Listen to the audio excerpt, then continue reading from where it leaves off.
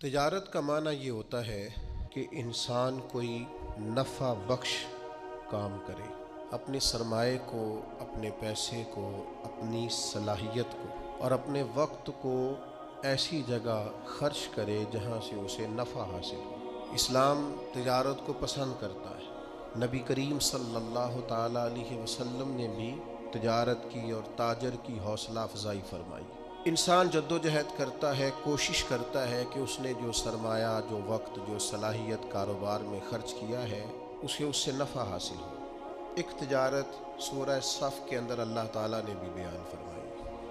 اسلوب بڑا پیارا ہے، انداز بڑا انوکھا ہے، اور قرآن مجید کی آیات بڑی دلاویز ہیں جو انسان کی روح کو اپنی طرف کھینچتی ہیں۔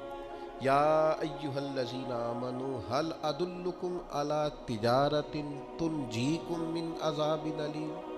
اے ایمان والو، کیا میں تمہیں ایک ایسی تجارت نہ بتاؤں جو تمہیں دردناک عذاب سے بچا لے؟